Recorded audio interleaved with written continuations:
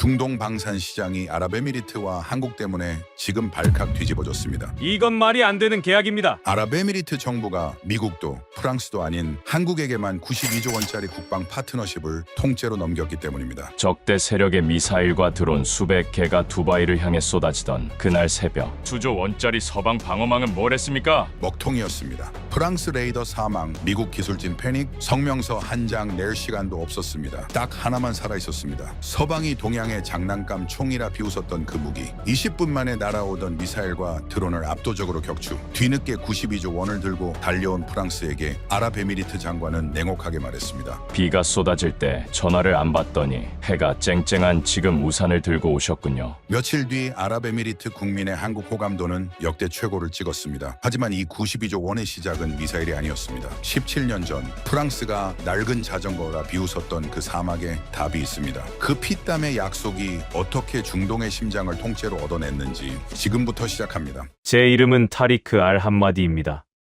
아랍에미리트의 국가 안보를 책임지는 안보회의의 핵심 위원이자 이 나라의 국방 정책을 설계하는 사람입니다. 사람들은 우리를 가리켜 모래 위에 돈으로 성을 쌓은 부자들이라고 부릅니다. 틀린 말은 아닙니다. 우리는 막대한 오일머니를 바탕으로 세상에서 가장 높은 빌딩을 세웠고 세상에서 가장 비싼 전투기와 미사일을 사들여 우리의 하늘을 방어했습니다. 돈으로 살 수 없는 안전은 없다고 굳게 믿어왔으니까요. 하지만 며칠 전 새벽, 제가 지하 깊숙한 곳에 마련된 국방부 벙커에서 마주한 현실은 그 오만한 믿음을 산산조각 내버렸습니다. 경보 발생, 전역의 1급 통제 발령, 다수의 미확인 비행체 접근 중. 새벽 2시 17분. 정적을 찢어발기는 굉음과 함께 벙커의 붉은 비상등이 미친 듯이 돌아가기 시작했습니다. 중앙의 거대한 전술 통제 스크린에는 국경 너머에서 날아오는 붉은 점들이 폭포수처럼 쏟아져 내리고 있었습니다. 제 눈을 의심했습니다. 10개, 20개가 아니었습니다. 화면을 빼곡하게 채운 붉은 점들은 무려 수백 개를 넘어가고 있었습니다. 적대 세력이 수년 동안 작정하고 모아둔 탄도, 미사일과 저가형 자폭 드론들을 한날한시에 우리 영토를 향해 전부 쏟아부은 것입니다. 방공망 상태는 어떤가? 당장 요격 시스템을 가동해. 제가 피가 거꾸로 솟는 심정으로 소리쳤습니다. 하지만 서방 국가에서 파견 나온 군사 고문단과 기술자들의 얼굴은 이미 하얗게 질려 있었습니다. 그들이 자랑하던 최고급 레이더망은 벌떼처럼 몰려오는 수백 개의 표적을 동시에 처리하지 못하고 먹통이 되어버렸습니다. 타리크 위원님, 표적이 너무 많습니다. 시스템 메모리에 과부하가 걸렸습니다. 현재 가동 가능한 요격 자산으로는 저 물량을 30%도 막아낼 수 없습니다. 서방에서 파견된 기술 고문이 덜덜 떨리는 목소리로 보고했습니다. 그 순간 저는 온몸의 피가 차갑게 식는 것을 느꼈습니다. 수백조 원을 쏟아부어 구축한 서방의 철통 같은 방어망이 고작 오토바이, 엔진을 달고 날아오는 싸구려, 자폭 드론대 앞에서 무용지물이 되어버린 것입니다. 저 붉은 점들이 우리의 항만과 공항, 그리고 시가지에 떨어지는 순간 수십 년간 쌓아올린 찬란한 기적은 한 줌의 재로 변할 것이 뻔했습니다. 끝인가? 우리의 찬란했던 역사는 오늘 밤으로 끝나는 것인가? 저는 두 눈을 질끈 감았습니다. 절망감이 벙커 안의 산소를 모두 빨아들이는 것 같았습니다. 모두가 숨을 죽이고 최후의 순간을 기다리던 바로 그때였습니다. 먹통이 되어 깜빡거리던 메인 스크린의 한 구석에서 지금까지 본 적 없는 푸른색의 방어선 지표가 맹렬하게 전멸하기 시작했습니다. 위원님, 제3구역과 제5구역에서 미확인 발사체들이 솟아오르고 있습니다. 아군입니다. 아군 방공망이 독자적으로 교전을 시작했습니다. 레이더 관제사의 다급한 외침에 저는 다시 스크린을 뚫어지게 쳐다보았습니다. 그것은 몇 해 전 서방 고문단들의 극렬한 반대를 무릅쓰고 제가 끝까지 고집하여 들여왔던 대한민국의 중거리 지대공 미사일 천궁2였습니다. 시스템 과부하로 눈을 감아버린 서방의 레이더와 달리 천궁2의 다기능 레이더는 사막의 모래 폭풍 속에서도 수백 개의 적기를 동시에 추적하며 그 서늘한 눈을 부릅뜨고 있었습니다. 벙커의 외부 감시 카메라 화면이 켜졌습니다. 어둠에 잠겨있던 모래 언덕 위로 거대한 화염이 번쩍였습니다. 콜드 런칭 방식. 발사관에서 가스의 압력으로 튕겨져 나온 천궁2 미사일들이 공중에서 점화되며 불기둥을 뿜어냈습니다. 한 발, 두 발, 세 발. 쉴 새 없는 연속 발사였습니다. 발사된 미사일들은 밤하늘을 거대한 캔버스 삼아 붉은 궤적을 그리며 맹수처럼 적들을 향해 쇄도했습니다. 목표물 포착. 도달 시간 10초 전. 5초 전. 격추 확인. 관제사에 떨리는 목소리가 벙커 안을 울렸습니다. 화면 속에서 날아오던 붉은 점들이 마하 5의 속도로 날아간 푸른 궤적과 충돌하며 하나둘씩 흔적도 없이 사라지기 시작했습니다. 그것은 전투라기보다는 완벽하게 통제된 학살이었습니다. 미국의 패트리어트보다 훨씬 저렴한 가격이었지만 표적을 물고 늘어지는 집요함과 명중률은 가히 악마적이기까지 했습니다. 하늘에서는 쉴 새 없이 거대한 폭발음이 천둥처럼 울려 퍼졌고 파괴된 드론의 파편들이 불타는 비가 되어 사막 위로 쏟아져 내렸습니다. 단 20분. 우리의 숨통을 끊어놓기 위해 날아왔던 수백 개의 죽음은 한국의 기술력이 빚어낸 거대한 방패 앞에서 철저하게 으스러졌습니다. 마지막 남은 하나의 붉은 점마저 천궁2의 타격에 소멸하는 순간 무덤 같았던 벙커 안에서는 짐승 같은 함성과 오열이 터져 나왔습니다. 저는 다리에 힘이 풀려 주저앉고 말았습니다. 돈으로 산 싸구려 평화가 아니라 진정한 힘이 우리를 지켜낸 벅찬 순간이었습니다. 그날의 기적이 있고 며칠이 지난 오늘 아침, 저는 아랍에미리트 국방부의 최고급 접견실에 앉아 있었습니다. 제 맞은편에는 말끔한 정장 차림의 대한민국 대통령 특사단이 앉아 있었습니다. 그들의 표정은 들뜨거나 오만하지 않았고 그저 당연한 일을 해냈다는 듯 묵묵하고 단단해 보였습니다. 테이블 위에는 두꺼운 서류 뭉치가 놓여 있었습니다. 92조 원. 단순한 무기 구매 계약이 아니었습니다. 우리 아랍에미리트의 영공을 지킬 통합 방공망 구축, 차세대 전투기의 공동 개발 참여, 그리고 해양 전력과 국방 시스템 전체의 유지 보수까지, 요람에서 무덤까지 함께하는 피를 나눈 형제국가만이 맺을 수 있는 완벽한 국방 파트너십이었습니다. 저는 한치의 망설임도 없이 그 서류에 서명했습니다. 바로 그때 굳게 닫혀있던 접견실의 두꺼운 나무 문이 벌컥 열리며 한 무리의 사람들이 소란을 피우며 들어왔습니다.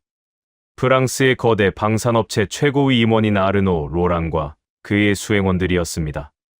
아르노의 이마에는 땀방울이 맺혀 있었고 그의 숨결은 거칠었습니다. 그는 며칠 전 우리 영공이 뚫릴 뻔했다는 소식을 듣고 우리가 덜덜 떨며 자신들의 값비싼 무기를 구걸할 것이라 착각하고 급하게 날아온 것이 분명했습니다. 타리크 위원님, 사전 통보도 없이 방문한 결례를 용서하십시오. 하지만 지금이 어떤 상황입니까? 당신들의 하늘이 불탈 뻔했습니다. 저희 프랑스가 든든한 차관과 함께 최고급 방공망 패키지를 가져왔습니다. 당장 이 불안에서 벗어나게 해드리겠습니다.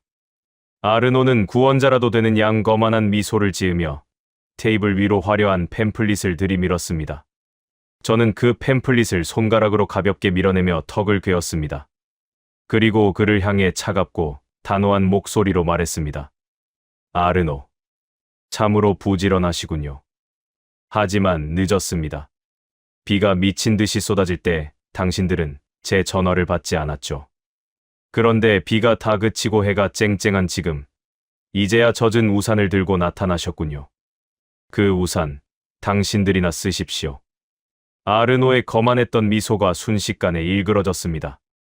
그는 테이블 위에 놓인 92조 원짜리 계약서의 최종 서명란과 제 맞은편에 앉아있는 한국 특사단의 얼굴을 번갈아 바라보며 경악을 금치 못했습니다. 이게 무슨... 타리크 위원님, 지금 제정신입니까? 아시아의 작은 나라, 저 이름 없는 국가에 아랍에미리트의 명운을 92조 원이라는 거액을 통째로 넘긴다고요. 이건 미친 짓입니다. 아르노가 핏대를 세우며 소리쳤습니다. 그의 얼굴은 굴욕감과 분노로 붉게 달아올라 있었습니다.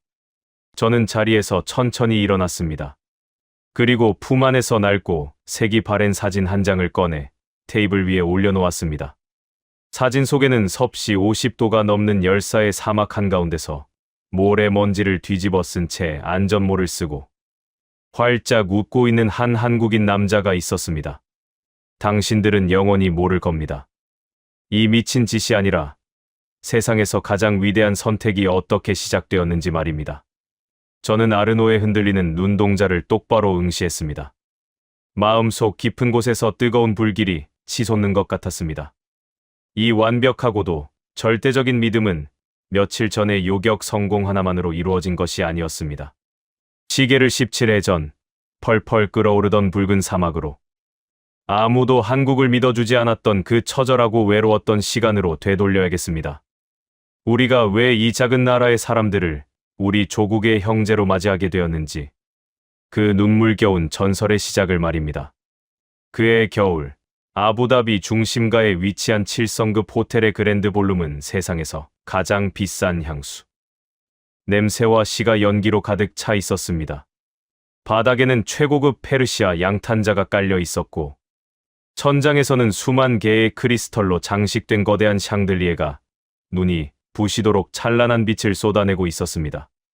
그 화려한 불빛 아래 전 세계에서 네로라 하는 원자력 발전, 기업의 수장들과 강대국의 외교 사절단이 샴페인 잔을 부딪히며 미소를 교환하고 있었습니다. 그들이 이 먼 사막까지 날아와 화려한 파티를 벌이는 이유는 단 하나였습니다. 아랍에미리트 건국 이래 최대 규모의 국책 사업이자 세계 최대의 단일 원자력 발전소 건설 프로젝트. 무려 200억 달러, 우리 돈으로 20조 원이 훌쩍 넘는 천문학적인 자금이 걸린 바라크가 원전 입찰전이 열리는 날이었기 때문입니다. 당시 서방 세계의 엔지니어들에게 우리 아랍에미리트는 그저 돈다발을 쥐고 있는 순진한 졸부들에 불과했습니다. 원자력이라는 최첨단 기술의 무지한 사막의 왕족들. 그들은 화려한 프레젠테이션과 정치적인 압박만 거치면 우리가 지갑을 열 것이라 굳게 믿고 있었습니다. 그 오만함의 정점에 서 있던 인물이 바로 프랑스 거대 원전 기업 아레바의 핵심 임원 아르노 로랑이었습니다. 단상에 오른 아르노 로랑은 최고급 맞춤 정장의 단추를 우아하게 채우며 마이크를 잡았습니다. 그의 등 뒤로 펼쳐진 거대한 스크린에는 프랑스가 자랑하는 최신형 원자로의 화려한 3차원 컴퓨터, 그래픽 영상이 돌아가고 있었습니다. 그는 여유로운 미소를 지으며 연회장 구석에 조용히 앉아있던 한 무리의 동양인들을 향해 시선을 돌렸습니다. 바로 뒤늦게 입찰에 뛰어든 대한민국의 원전 수주팀이었습니다. 존경하는 타리크 위원님, 그리고 아랍에미리트의 위대한 지도자 여러분. 원자력 발전은 국가의 심장을 이식하는 가장 위험하고도 정교한 수술입니다. 여기 입찰에 참여한 한국이라는 나라는 참으로 부지런하고 훌륭한 하청업체임은 분명합니다. 그들은 지난 수십 년간 서방의 기술을 열심히 베끼고 조립하며 성장해왔습니다. 아르노의 입가에 조롱 섞인 미소가 번졌습니다. 연회장에 모인 서방 외교관들과 기업인들 사이에서 크크거리는 비웃음이 새어나왔습니다. 하지만 여러분, 상상해 보십시오. 세상에서 가장 뜨겁고 가혹한 이 사막 한가운데서 여러분의 가족을 태우고 먼 길을 떠나야 한다고 말입니다. 안전과 성능이 완벽하게 검증된 최고급 프랑스산 벤츠를 타시겠습니까? 아니면 부품을 어디서 주워왔는지도 모를 낡고 녹슨 자전거를 타시겠습니까? 한국의 원전을 선택한다는 것은 벤츠를 탈 수 있는 돈을 쥐고도 낡은 자전거를 타고 사막을 건너겠다는 자살 행위와 같습니다. 아르노의 연설이 끝나자 우레와 같은 박수갈채가 쏟아졌습니다. 그것은 명백한 모욕이자 국제사회의 공개적인 폭력이었습니다. 서방의 엘리트들에게 한국은 독자적인 기술 없이 남의 도면이나 베끼는 변방의 이름 없는 나라일 뿐이었습니다. 저는 그 순간 연회장 구석에 앉아있던 한국 수주팀의 총괄 책임자 백동호 소장의 얼굴을 똑똑히 보았습니다. 백동호 소장은 짙은 남색 정장을 입고 있었지만 그의 거칠고 뭉툭한 손마디는 그가 평생을 거친 건설 현장에서 살아온 사람이라는 것을 숨기지 못했습니다. 화려한 샹들리에 불빛 아래에서 낡은 자전거라는 치욕적인 조롱을 듣고도 그는 자리에서 일어나 화를 내거나 소리를 지르지 않았습니다. 그는 굳게 다문 입술로 묵묵히 서류 가방을 챙겼습니다. 그리고 자신을 비웃는 서방의 엘리트들을 향해 가벼운 목례를 남긴 뒤 일행을 이끌고 조용히 연회장을 빠져나갔습니다. 그 뒷모습은 패배자의 도망이 아니었습니다. 오히려 지저대는 개들을 상대할 가치조차 느끼지 못하는 맹수의 묵직한 발걸음처럼 보였습니다. 저는 그 기묘한 침묵에 강렬한 호기심을 느꼈습니다. 그날 밤 아르노 로랑과 프랑스 사절단이 호텔 스카이라운지에서 최고급 샴페인을 터뜨리며 승리를 확신하는 축하 파티를 벌이고 있을 때였습니다. 제 부관이 다급한 발걸음으로 다가와 귓속말을 전했습니다. 한국 대표단이 호텔에 없다는 것이었습니다. 로비에서 술을 마시는 것도 아니고 본국으로 돌아가는 비행기를 탄 것도 아니었습니다. 그들이 발견된 곳은 아부다비 도심에서 수백 킬로미터 떨어진 서쪽의 황량한 사막. 바로 원자력 발전소가 지어질 건설 예정지였습니다. 저는 이해할 수가 없었습니다. 가로등 하나 없는 캄캄한 사막, 모래 폭풍이 몰아치고 밤낮에 일교차가 뼈를 깎는 그 지옥 같은 곳에 도대체 왜 갔단 말인가? 저는 즉시 방탄 지프차를 몰고 사막으로 향했습니다. 포장된 도로가 끝나고 오프로드의 험난한 모래 언덕을 넘기를 수차례 칠흑 같은 어둠 속에서 희미한 불빛 하나가 제 시야에 들어왔습니다. 차에서 내린 저는 쏟아지는 모래바람을 손으로 가리며 불빛을 향해 걸어갔습니다.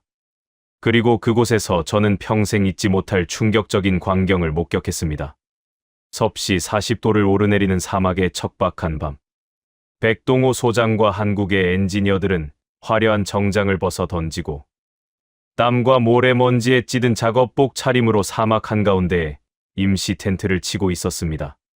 그들은 거대한 시추 장비를 동원해 모래 속 깊은 곳의 안반 지지를 직접 파내려가며 데이터를 수집하고 있었습니다.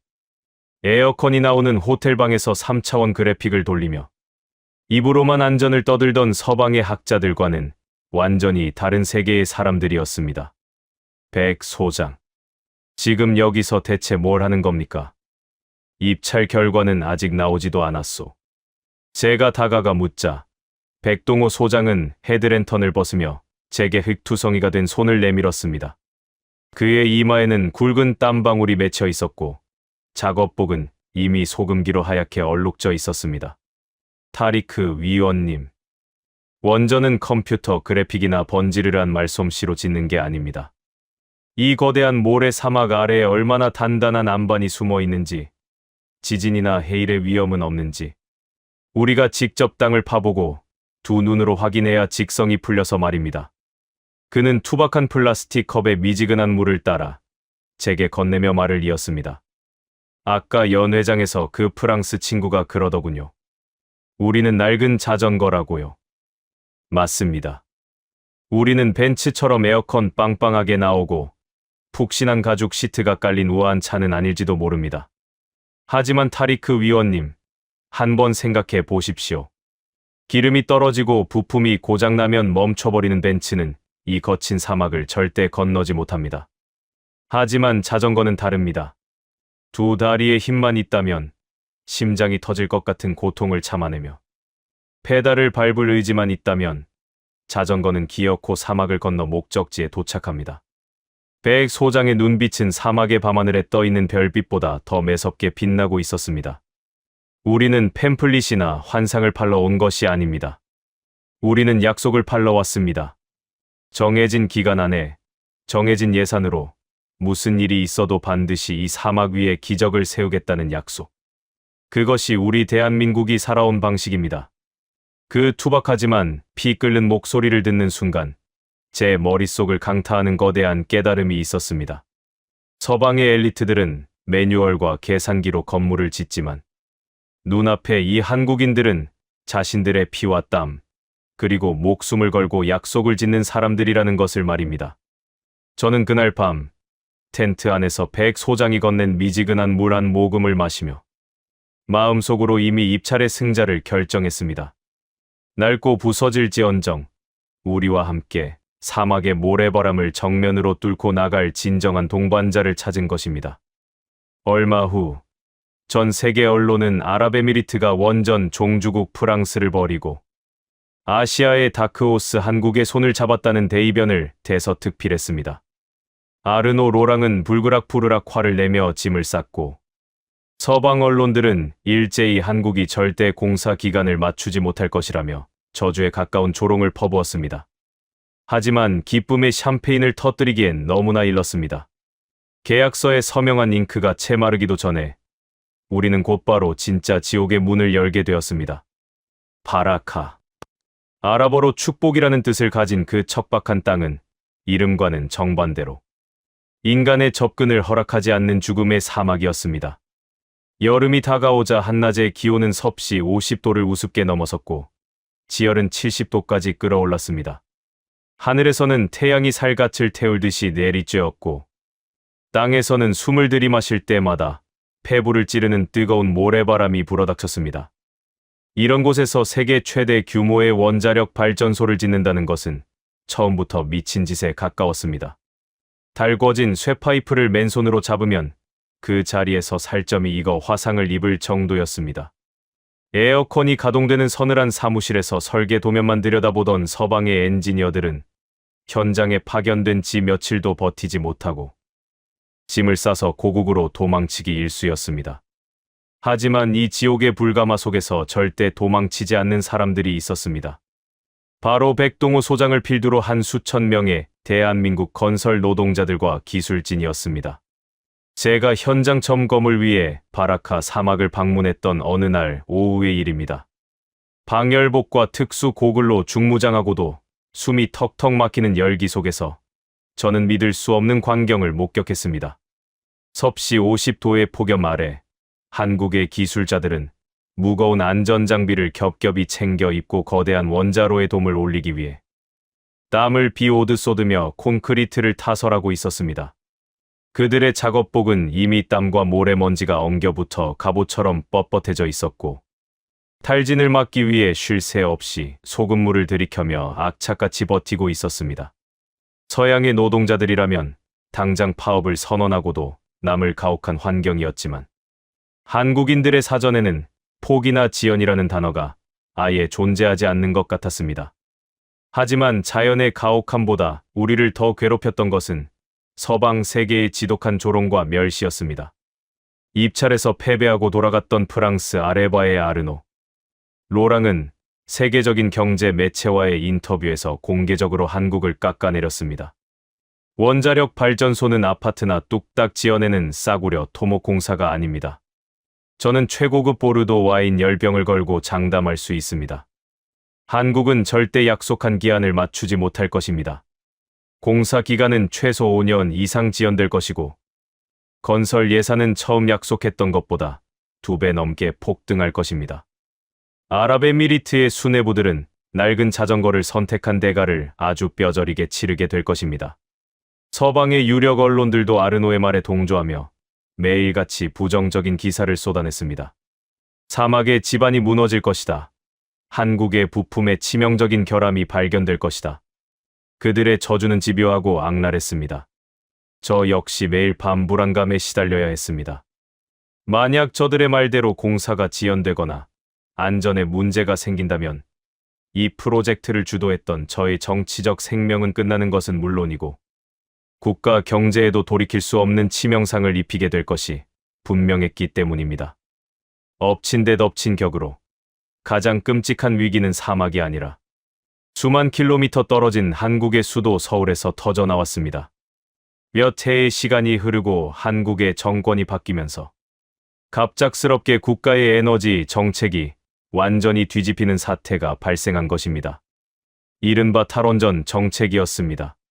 자국 내에서 원자력 발전소의 건설을 전면 백지화하고 생태계를 축소하겠다는 충격적인 선언이었습니다.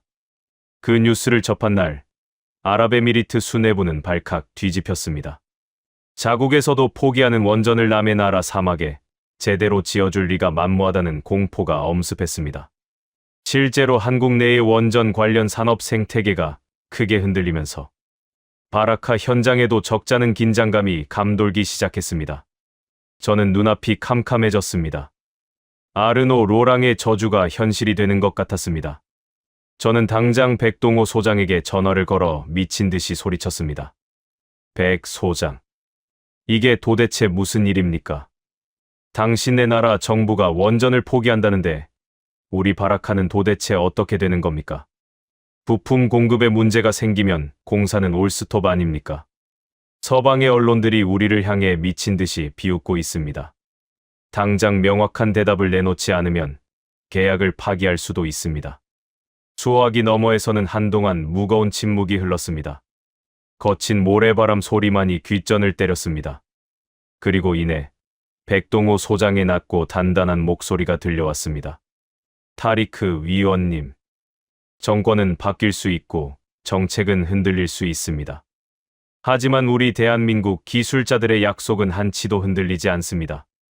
부품 공급에 문제가 생긴다면 제가 직접 한국으로 날아가서 그 공장 사장님들, 바지가랑이를 붙잡고 밤을 새워서라도 부품을 깎아오겠습니다. 돈이 모자라면 제 사비를 털어서라도 항공기에 실어 나르겠습니다. 걱정하지 마십시오. 하늘이 두 쪽 나도 우리는 정해진 날짜에 원자로에 불을 붙일 것입니다. 그것은 빈말이 아니었습니다. 백 소장과 한국의 기술진들은 그날부터 문자 그대로 목숨을 걸고 사투를 벌이기 시작했습니다. 그들은 고국의 명절인 추석과 설날마저 반납했습니다. 한국의 원전 관련 업체들이 위기에 처하지 않도록 현장의 수익을 쪼개어 그들을 지원했고, 낮에 살인적인 폭염을 피하기 위해 거대한 서치라이트를 켜놓고 밤을 새워가며 야간 철야 작업을 강행했습니다. 수천 명의 한국인들은 가족에 대한 그리움과 사막의 향수병을 삼키며 오로지 이 사막의 기적을 증명하겠다는 일념 하나로 콘크리트를 붓고 용접기를 들었습니다. 그들은 모래 폭풍이 몰아치면 서로의 몸을 밧줄로 묶어가며 거대한 크레인을 조종했습니다. 그렇게 땀과 눈물로 범벅이 된 14년이라는 기나긴 세월이 흘렀습니다. 마침내 약속했던 마지막 넷째 원자로의 완공기일이 다가왔을 때 전 세계의 언론과 원자력 전문가들의 이목은 숨을 죽인 채 아랍에미리트의 사막으로 쏠렸습니다.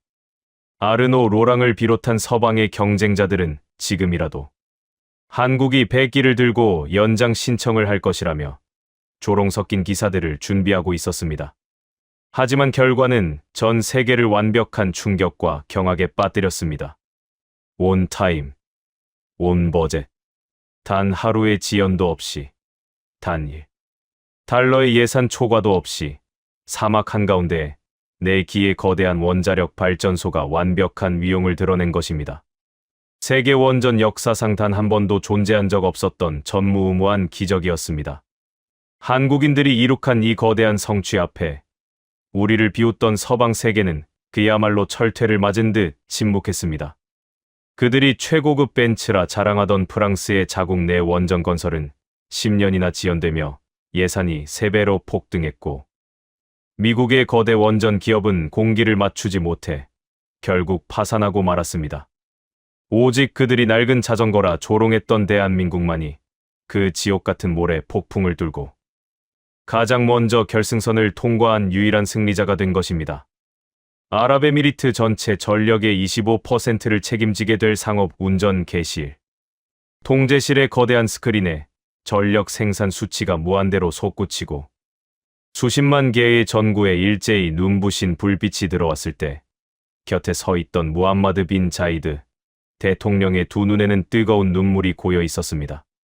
그는 백동호 소장의 거칠고 투박한 손을 두 손으로 꽉 부여잡으며 떨리는 목소리로 선언했습니다. 백 소장, 그리고 한국의 형제 여러분, 이것은 단순한 발전소가 아닙니다. 당신들이 보여준 이 위대한 약속의 이행은 코란에 기록되어야 할 기적과도 같습니다. 우리는 영원히 당신들의 이 땀방울을 잊지 않을 것입니다. 그 순간 14년 동안 온갖 멸시와 고통을 견뎌내며 묵묵히 사막을 지켰던 한국 기술자들의 붉어진 눈시울에서 굵은 눈물이 쏟아져 내렸습니다. 저 역시 흐르는 눈물을 닦아내며 그들을 끌어안았습니다. 하지만 그날 원자로의 불을 밝힌 것은 단순한 전기가 아니었습니다. 가장 척박한 땅에서 가장 오랜 시간 동안 변치 않고 약속을 지켜낸 사람들에 대한 절대적인 신뢰. 그 무한한 신뢰의 불꽃은 이제 원자력 발전소를 넘어 우리 국가의 가장 은밀하고도 치명적인 심장부로 번져가기 시작했습니다. 그 신뢰가 시험대에 오른 것은 중동의 정세가 급변하면서였습니다. 바다 너머의 거대한 적대 세력들은 호시탐탐 우리의 풍요로운 영토를 노리고 있었고, 그들이 비밀리에 비축하고 있는 탄도 미사일과 저가형 자폭 드론의 숫자는 하루가 다르게 기하급수적으로 늘어나고 있었습니다. 우리 아랍에미리트의 수뇌부들은 매일 밤 뜬 눈으로 밤을 지새우며 하늘에서 쏟아질지 모르는 죽음의 비를 막아낼 완벽한 방패를 찾기 위해 혈안이 되어 있었습니다. 어느 날 오후, 국방부 최고위급 비밀회의실이었습니다. 수십 년 동안 우리의 국방을 자문해 온 서방 군사 고문단의 책임자 알렉산더 카버 장군이 단상에 섰습니다. 그는 가슴에 화려한 훈장을 주렁주렁 매단 채 특유의 거만하고 내려다보는 듯한 시선으로 회의실을 훑어보았습니다. 타리크 위원님, 바다 너머의 적들이 웅크리고 있습니다. 지금 당장 방공망을 업그레이드하지 않으면 두바이의 마철루는 순식간에 잿더미가 될 것입니다. 저희가 제안하는 최신형 요격 미사일 시스템을 즉각 도입하십시오. 가격은 일개의 포대당 수조 원에 달하지만 여러분의 그 넘쳐나는 오일머니라면 충분히 지불할 수 있는 푼돈 아닙니까? 그의 입가에는 장사꾼의 비열한 미소가 걸려 있었습니다. 그들이 내민 청구서는 그야말로 강도질이나 다름없었습니다. 천문학적인 기기 가격은 물론이고 미사일을 한 번 쏠 때마다 막대한 로열티를 지불해야 했으며 시스템에 작은 오류라도 생기면 부품을 교체하는데 수개월을 기다려야 하는 노예 계약서였습니다. 심지어 가장 결정적인 타격 통제권마저 서방의 승인을 거쳐야만 작동하는 굴욕적인 조건이 명시되어 있었습니다. 저는 주먹을 꽉 쥐었습니다. 손톱이 손바닥을 파고들어 피가 날 지경이었습니다. 위기가 닥칠 때마다 우리를 지켜주겠다며 큰 소리를 치지만 막상 상황이 불리해지면 언제든 무기의 전원을 꺼버리고 도망칠 수 있는 자들. 원전 건설 입찰장에서 우리를 향해 낡은 자전거라며 조롱을 퍼붓던 아르노 로랑의 그 비열한 얼굴이 알렉산더 장군의 얼굴 위로 겹쳐 보였습니다. 저는 더 이상 참지 못하고 자리에서 벌떡 일어났습니다. 알렉산더 장군, 우리는 당신들의 현금 인출기가 아닙니다. 천문학적인 돈을 쏟아붓고도 당신들의 허락 없이는 하늘에 모기 한 마리도 쏠 수 없는 그런 반쪽짜리 방패는 이제 필요 없습니다. 우리의 하늘은 우리가 선택한 진짜 동맹과 함께 지킬 것입니다. 저는 회의실 테이블 위로 두꺼운 기밀 서류 뭉치를 던지듯 내려놓았습니다. 쿵 하는 둔탁한 소리와 함께 회의실에 정적이 감돌았습니다. 서류의 표지에는 선명한 태극 문양과 함께 대한민국이 독자적으로 개발한 다연장 로켓 천무와 중거리 지대공, 요격 미사일 천궁2의 재원이 적혀 있었습니다. 알렉산더 장군은 서류를 힐끗 보더니 코웃음을 쳤습니다. 타리크 위원님, 지금 농담하십니까? 자동차나 만들고 모래밭에서 콘크리트나 비비던 자들이 만든 장난감 총을 사시겠다고요? 한국은 전쟁을 치러본 지 70년이나 지난 변방의 국가입니다. 그들의 무기는 실전에서 단 한 번도 검증된 적이 없습니다. 저런 조잡한 동양의 무기를 믿었다간 아랍에미리트 전체가 불바다가 될 것입니다. 그의 조롱 섞인 경고에 회의실 안의 다른 장관들조차 웅성거리며 불안한 기색을 보였습니다. 하지만 저는 단 한치의 흔들림도 없이 그의 오만한 두 눈을 똑바로 쳐다보며 맞받아쳤습니다. 장군, 당신은 대한민국이라는 나라를 전혀 모르고 있습니다. 그들은 70년 동안 전쟁을 치르지 않은 것이 아니라 70년 동안 단 하루도 쉬지 않고 머리 위에 총구를 겨눈 적과 대치하며 살아온 생존의 대가들입니다. 그들의 수도 한복판을 향해 수천 문의 장사정포가 겨누어져 있습니다. 그 숨막히는 공포 속에서 살아남기 위해 피를 토하며 깎아낸 무기가 바로 저 천궁2입니다. 저는 회의실의 대형 스크린을 켰습니다. 화면에는 섭씨 50도의 사막에서 땀범벅이 된 채 원자로에 돔을 올리던 백동호 소장과 한국 노동자들의 흑백 사진이 떠올랐습니다. 돈을 벌기 위해 무기를 파는 자들과 자신들의 목숨을 지키기 위해 무기를 벼려낸 자들의 절박함은 감히 비교할 수 없습니다. 이들은 14년 동안 이 지옥 같은 사막에서 우리에게 단 한 번도 거짓말을 하지 않았습니다. 비가 오나 모래 폭풍이 부나 그들은 도망치지 않고 약속을 지켰습니다. 그들이 만든 방패라면 우리의 하늘이 무너져 내리는 그 절체절명의 순간에도 결코 전원을 끄고 도망치지 않을 것입니다. 나의 끓어오르는 연설에 회의실은 숨소리 하나 들리지 않을 만큼 무거운 침묵에 잠겼습니다. 그리고 며칠 뒤 우리 아랍에미리트 수뇌부는 서방 세계의 극렬한 반대와 경제적 협박을 모두 뿌리치고 대한민국의 방산 무기 체계를 도입하는 역사적인 결단을 내리게 됩니다. 미국의 패트리어트 미사일 3분의 1에 불과한 획기적인 가격. 그러나 타격의 정밀함과 운용의 독립성은 서방의 무기를 아득히 뛰어넘는 완벽한 조건이었습니다.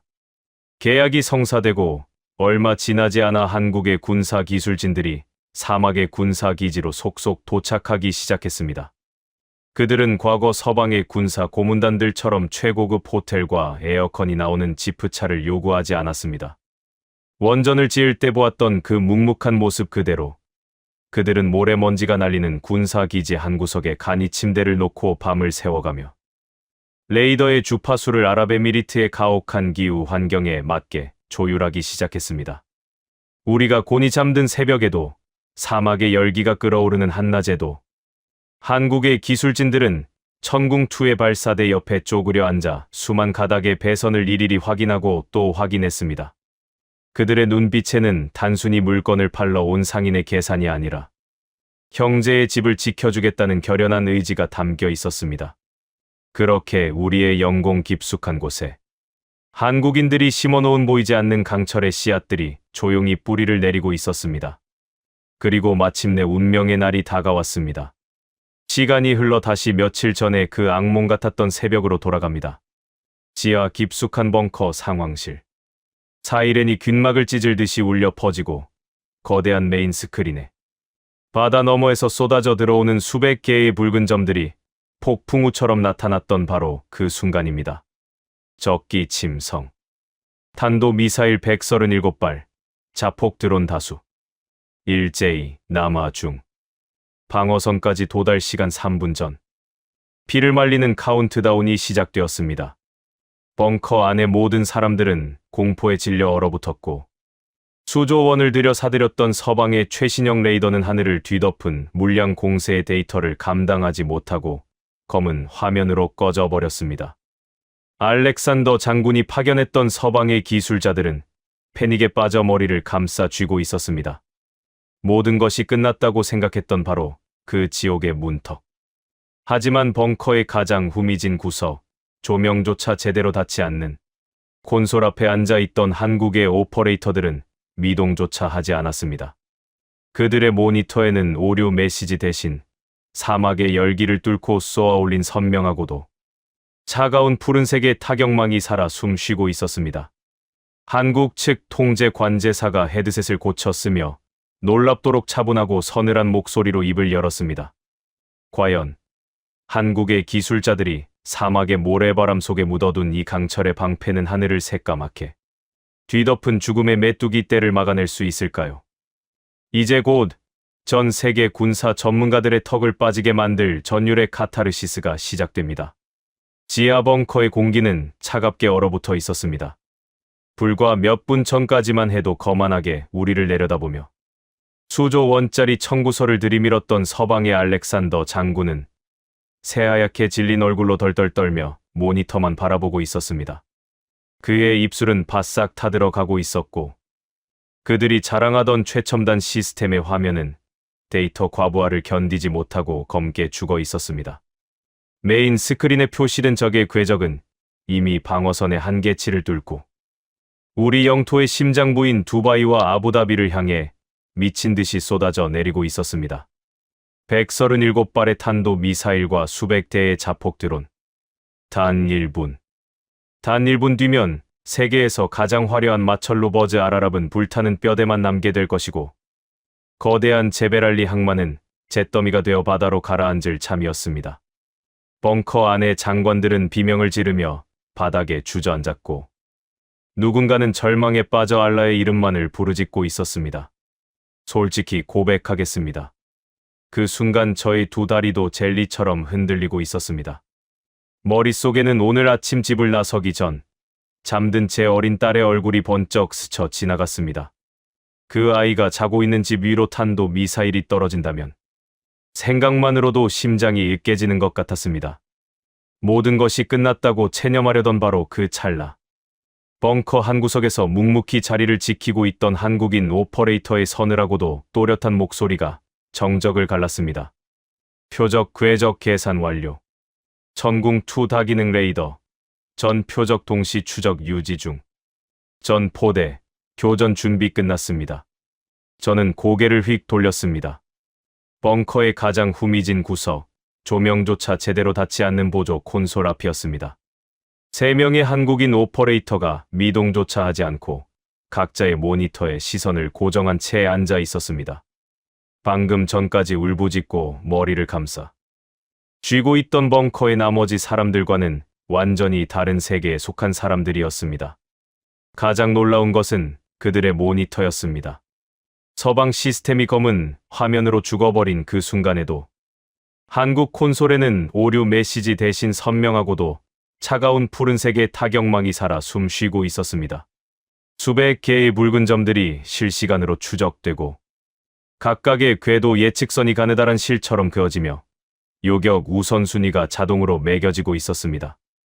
나중에 알게 된 사실이지만 이 관제팀의 팀장은 한국 본토에서 북쪽의 위협에 대비해 수백 차례의 실전급 대응, 훈련을 경험한 베테랑이었습니다. 머리 위에 수천 문의 포가 겨누어진 나라에서 매일 아침 눈을 뜨는 사람들에게 하늘에서 쏟아지는 미사일은 처음 겪는 공포가 아니었던 것입니다. 저는 용수철처럼 자리에서 튀어 올랐습니다. 알렉산더 장군이 쉰 목소리로 소리쳤습니다. 미친 짓이야. 저 엄청난 물량을 동시에 요격하는 건 불가능해. 빗나간 파편들이 시가지에 떨어져 대참사가 일어날 거라고. 하지만 저는 그의 멱살을 움켜쥐고 밖으로 내동댕이 치고 싶은 충동을 억누르며 한국인 관제사를 향해 단호하게 외쳤습니다. 발사하십시오. 우리의 하늘을 지켜주십시오. 한국인 관제사는 짧게 고개를 끄덕였습니다. 그리고 마이크에 대고 내뱉은 한마디가 사막 곳곳에 잠들어 있던 강철의 짐승들을 일제히 깨워 올렸습니다. 전 포대, 교전 개시. 명령이 떨어지기가 무섭게 통제실 화면 위로 사막 곳곳에 전개된 천궁2 발사대의 실시간 영상이 동시에 띄워졌습니다. 모래 언덕에 반쯤 묻혀 위장된 거대한 발사관이 유압 장치에 낮은 신음과 함께 천천히 고개를 쳐들었습니다. 마치 모래 속에 잠들어 있던 거인이 기지개를 켜듯 발사관의 덮개가 열리며 매끈한 미사일의 탄두가 사막의 밤 공기 위로 모습을 드러냈습니다. 그리고 펑. 화염을 뿜으며 거칠게 날아오르는 서방의 미사일들과는 시작부터 달랐습니다. 압축가스의 건조한 파열음과 함께 육중한 미사일들이 발사관에서 허공으로 차갑게 튕겨 올랐습니다. 콜드 런칭. 가스의 압력으로 미사일을 먼저 공중에 밀어 올린 뒤 안전한 높이에서 점화하는 방식이었습니다. 발사대에 열 손상을 주지 않기에 한 발을 쏘고 즉시 다음 발을 장전할 수 있는 오늘 밤처럼 수백 개의 표적이 동시에 쏟아지는 상황에서 생과 사를 가를 결정적인 이 점이었습니다. 첫 발이 공중에서 점화되며 맹렬한 불기둥을 토해냈습니다. 사막의 어둠이 단번에 대낮처럼 밝아졌습니다. 그리고 두 번째, 세 번째가 기다렸다는 듯이 연달아 뛰어올랐습니다. 제5구역에서도 제7구역에서도 동시에 화염이 번쩍였습니다. 사막 곳곳에 심어두었던 강철의 선인장들이 일제히 불의 씨앗을 밤하늘에 뿌려대기 시작했습니다. 마오.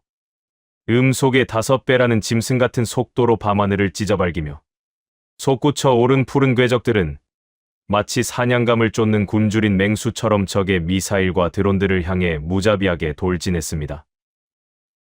쾅. 첫 번째 충돌. 두바이 외곽을 향해 돌진하던 적의 탄도 미사일이 천궁2와 정면으로 부딪히며 거대한 불덩이로 변했습니다. 1번 교전 성공. 표적 소멸. 관제사의 목소리는 놀랍도록 차분했습니다. 마치 체스판 위에 말을 하나 잡았다는 듯 감정의 동요가 전혀 없었습니다. 콱광. 세 발이 거의 동시에 터졌습니다. 아부다비 상공에서 내려 꽂히던 적의 미사일 세 발이 연쇄적으로 폭발하며 하늘에 거대한 불의 꽃을 피웠습니다. 수십 킬로미터 상공의 폭발이 지하 벙커의 천장까지 미세하게 흔들었습니다. 3번, 4번, 5번 동시 교전 성공. 화면 속에서 벌어지고 있는 일은 전투라기보다는 정교하게 짜인 무용에 가까웠습니다. 한국의 레이더가 수백 개의 표적 중 어떤 것이 진짜 탄두이고 어떤 것이 기만용 미끼인지를 실시간으로 가려내며 가장 위험한 놈부터 차례대로 제거하고 있었습니다. 하지만 진짜 지옥은 그 다음이었습니다.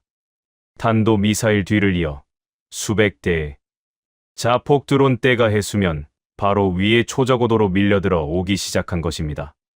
비싼 요격 미사일을 탄도탄에 소진시킨 뒤 싸구려 드론 떼로 방어막의 빈틈을 뚫겠다는 악독한 계산이었습니다. 알렉산더 장군이 비명에 가까운 소리를 질렀습니다. 드론이다. 적어도 드론 수백 대야. 요격 미사일은 이미 상당수 소진됐을 것이다. 이제 끝이야. 하지만 한국인 관제사는 고개조차 돌리지 않았습니다. 그는 옆에 앉은 동료에게 한국어로 짧은 한마디를 내뱉었습니다. 나중에 그 의미를 물어보고 저는 소름이 돋았습니다. 그가 한 말은 이것이었습니다. 콜드 런칭이니까 발사대 멀쩡하지. 재장전 들어가. 사막의 발사 기지에서 실시간 영상이 날아왔습니다. 폭발음이 하늘에서 쉴 새 없이 쏟아지고 파편이 불비처럼 내리는 그 아수라장 속에서 한국 병사들이 무거운 미사일 캐니스터를 발사대에 밀어넣고 있었습니다. 수백 번, 수천 번 반복해서 몸에 새긴 것이 분명한 물 흐르듯 자연스러운 손놀림이었습니다. 재장전에 걸린 시간 불과 수십 초. 그리고 다시 펑, 펑, 펑. 새로 장전된 천궁2가 밤하늘로 솟구쳐 올랐습니다. 21번 교전 성공. 35번 교전 성공. 50번 교전 성공. 관제사의 보고가 쉴 새 없이 쏟아졌습니다.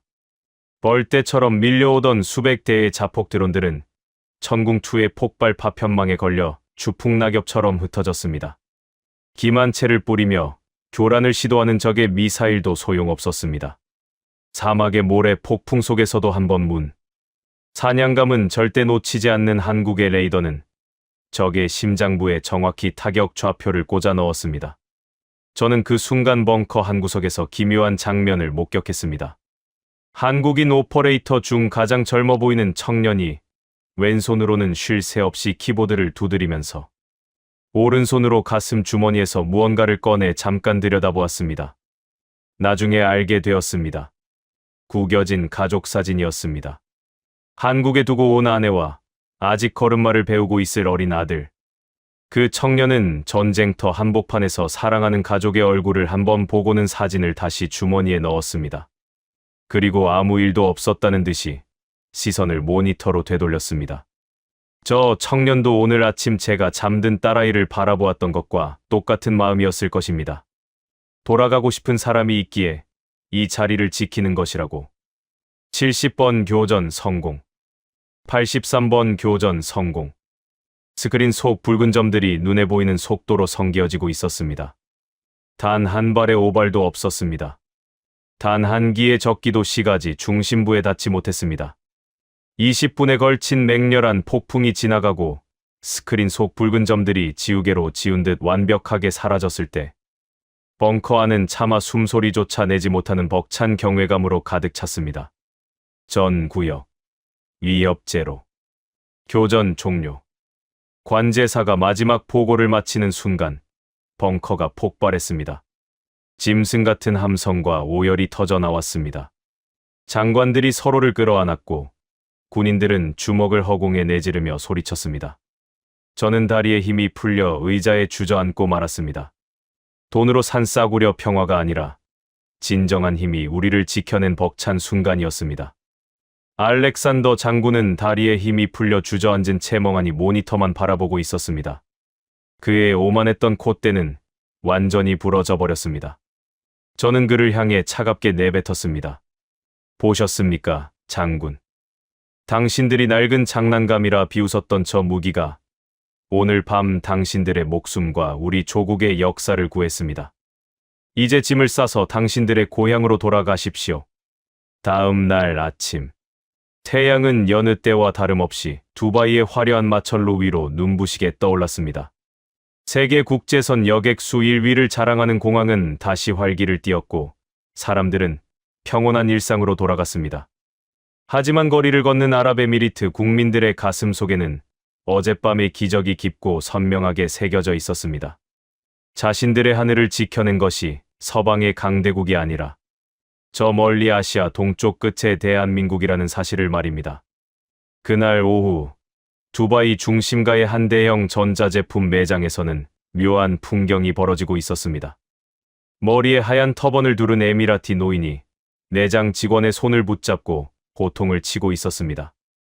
아니, 일본제 텔레비전 말고, 미국제 세탁기 말고, 무조건 한국 브랜드, 삼성이나 LG로 가져오란 말이오. 직원이 당황하며 재고가 부족하다고 설명했지만 노인은 막무가내였습니다. 그는 눈시울을 붉히며 떨리는 목소리로 말했습니다.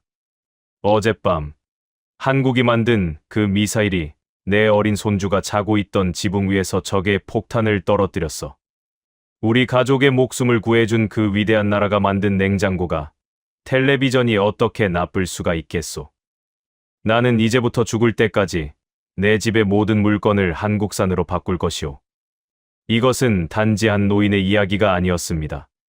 아랍에미리트 전역에서 한국에 대한 호감도는 전 세계 어디에서도 유례를 찾아볼 수 없는 압도적인 수준을 기록했습니다. 거리 곳곳에 한국의 노래가 울려 퍼졌고 한국의 음식을 파는 식당 앞에는 끝이 보이지 않는 줄이 늘어섰습니다.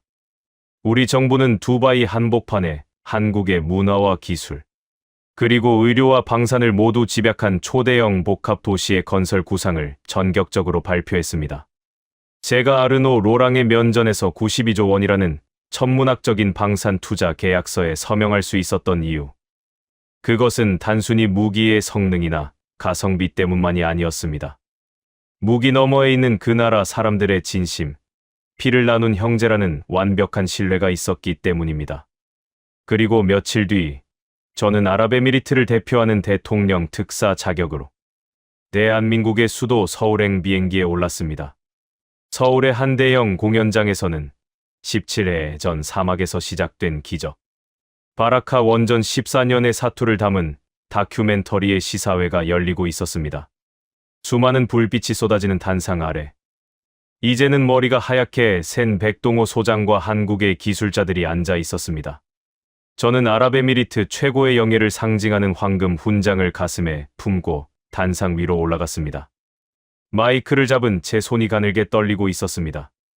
단상 아래에 앉아있는 백동호 소장과 눈이 마주친 순간 섭씨 50도의 사막에서 미지근한 물 한 잔을 건네주던 그의 흙투성이 얼굴이 떠올라 가슴이 먹먹해졌습니다. 저는 깊은 숨을 들이마시고 서툰 한국어로 꾹꾹 눌러 담은 첫 인사를 건넸습니다. 감사합니다. 나의 형제들. 객석이 쥐죽은 듯 고요해졌습니다. 저는 백 소장을 단상 위로 모셨습니다. 그리고 그의 투박하고 굳은 살 박인 두 손을 제 두 손으로 꽉 맞잡았습니다. 17회 전 서방의 모든 사람들이 당신들을 조롱하며 떠날 때 당신들은 불타는 사막에 남아 우리를 위해 텐트를 쳤습니다. 그 지옥 같은 폭염 속에서도 당신들은 결코 우리를 배신하지 않았고 결국 이 땅에 생명의 빛이 되는 거대한 원전을 심어주었습니다. 저는 객석을 향해 시선을 돌렸습니다. 수백 명의 관객들 눈동자가 별빛처럼 반짝이고 있었습니다. 지금 당신들이 사막에 심은 그 원전이 우리의 캄캄한 밤을 찬란하게 밝히고 있습니다. 그리고 며칠 전 당신들이 피땀 흘려 벼려낸 강철의 미사일이 죽음의 비로부터 우리 아이들의 하늘을 완벽하게 지켜냈습니다. 저의 목소리에 뜨거운 열기가 차올랐습니다. 가장 비싼 돈을 요구하던 자들은 비가 내리자 우산을 챙겨 도망쳤습니다. 하지만 당신들은 계산기를 두드리지 않고 우리와 함께 폭우를 맞으며 끝까지 자리를 지켜주었습니다. 오늘 제가 이 자리에 가져온 92조 원의 파트너십과 이 황금 훈장은 단순한 계약이나 빚을 갚는 행위가 아닙니다. 저는 백 소장의 가슴에 훈장을 달아주며 눈물을 흘렸습니다. 백 소장의 거친 얼굴에도 뜨거운 눈물이 골짜기처럼 흘러내리고 있었습니다. 이것은 가장 치열했던 사막의 전우가 가장 위대한 형제에게 보내는 영원한 사랑의 고백입니다. 우레와 같은 박수와 함성이 공연장을 가득 채웠습니다. 수많은 사람들이 자리에서 일어나 기립박수를 치며 눈물을 닦아내고 있었습니다. 화려한 팸플릿과 거만한 언변으로 세상을 조종하려던 서구의 강대국들은 결코 이해할 수 없을 것입니다. 낡은 자전거라 조롱받던 아시아의 작은 나라가 어떻게 중동의 심장을 통째로 얻어낼 수 있었는지를 말입니다. 가장 뜨거운 사막의 모래 폭풍 속에서 그리고 머리 위로 쏟아지는 가장 끔찍한 미사일의 융단 폭격 아래에서 돈과 이익을 위해 도망치지 않고 자신들의 피와 땀을 갈아 넣어 끝끝내 맺은 약속을 증명해낸 나라. 그 눈물겨운 전설을 써내려간 기적의 이름은 바로 대한민국이었습니다. 여러분, 지금까지 아랍에미리트 사막 한가운데서 피어난 17회의 기적을 함께 하셨습니다. 어떠셨습니까? 200억 달러의 사막 원전, 수백 대의 자폭 드론과 미사일, 그리고 마침내 이끌어낸 92조 원의 절대적 파트너십. 이 거대한 숫자들 뒤에는 섭씨 50도의 살인적인 폭염 속에서 가족에 대한 그리움을 삼키며 밤을 새웠던 수만 명의 대한민국 기술자들이 있었습니다. 프랑스 방산업체 임원이 낡은 자전거라며 조롱했던 나라. 하지만 아랍에미리트의 안보회의 위원은 거액을 들고 찾아온 서방의 방산업체에게 이렇게 말했습니다. 비가 다 그치고 해가 쨍쨍한데 이제야 우산을 들고 오셨군요. 아무도 안 믿어줄 때, 서방 세계가 실패를 장담하며 비웃을 때 우리의 아버지와 형제들은 조용히 그리고 묵묵히 끓어오르는 모래바람을 견뎌냈습니다. 땀방울로 지어올린 신뢰는 하늘을 지키는 강철의 방패가 되었고 그리고 마침내 지구 반대편 5일 왕국의 심장을 완벽하게 얻어냈습니다. 이 이야기가 더 많은 사람에게 닿아야 한다고 생각하신다면 지금 영상을 공유해 주십시오. 여러분의 공유 하나가 모래 폭풍 속에서도 결코 약속을 저버리지 않았던 자랑스러운 대한민국의 이름과 그들의 피땀을 세상에 알리는 일이 됩니다. 가슴이 뜨거워지셨다면 댓글에 형제 두 글자만 남겨주십시오. 감사합니다.